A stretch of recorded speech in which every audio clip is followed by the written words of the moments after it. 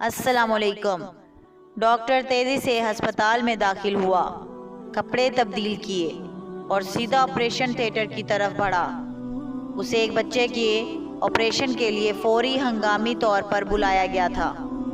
अस्पताल में मौजूद बच्चे का बाप डॉक्टर को आता देखकर चिल्लाया, इतनी देर लगा दी, तुम्हें पता नहीं मेरा बेटा कितनी सख्त अजियत में है, जिंदगी और मौत की कश्मकश में है।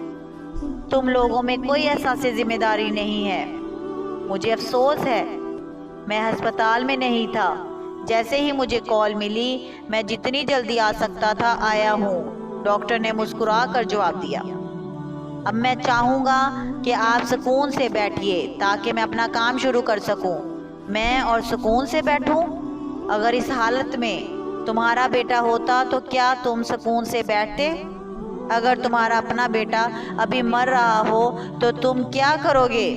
बाप गुस्से से बोला। डॉक्टर फिर मुस्कुरा कर कहा, हमें मुकद्दस किताब कहती है कि हम मट्टी से बने हैं और एक दिन हम सबको मट्टी में मिल जाना है। अल्लाह बहुत बड़ा है और गफूर और रहीम है। डॉक्टर किसी को जिंदगी नहीं देता, ना किसी की उम्र बढ़ा सकता है। अब आप आराम से बैठें और अपने बेटे के लिए दुआ करें। हम आपके बेटे को बचाने की पूरी कोशिश करेंगे।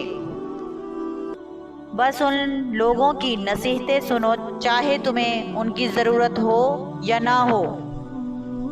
बच्चे का बाप बड़बड़ाया। ऑपरेशन में कई घंटे लग गए, लेकिन मिलाकर जब डॉक्टर ऑपरेशन थिएटर से बाहर आया तो उसके चेहरे पर मुस्कुराहट थी। तुम्हारा बेटा अब खतरे से बाहर है, अगर कोई सवाल हो तो नर्स से पूछ लेना। ये कहकर वो आगे बढ़ गया। कितना मगरूर है ये शख्स। कुछ लम्हे के लिए भी नहीं रुका कि मैं अपने बच्चे की हालत के बारे में ही कुछ पूछ लेता। बच्चे के बाप ने डॉक्टर के जाने के बाद नर्स से कहा। नर्स ने रोते हुए जवाब दिया, उसका बेटा कल एक ट्रैफिक के हादसे का शिकार हो गया था।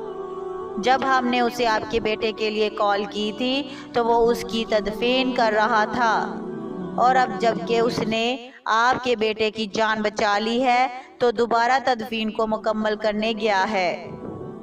कभी किसी पर बेजा तनकीद ना करो, क्योंकि तुम नहीं जानते कि दूसरे की ज़िंदगी कैसी है और वो किन किन मुश्किलात में मुब्तला है। तुम नहीं जानते कि वो तुम्हारे काम आने के लिए कितनी बड़ी कुर्बानी दे रहा है। इस वीडियो को दूसरों तक पहुंचाइए ताकि अल्लाह किसी की ज़िंदगी को आपके ज़रिए बदल दे।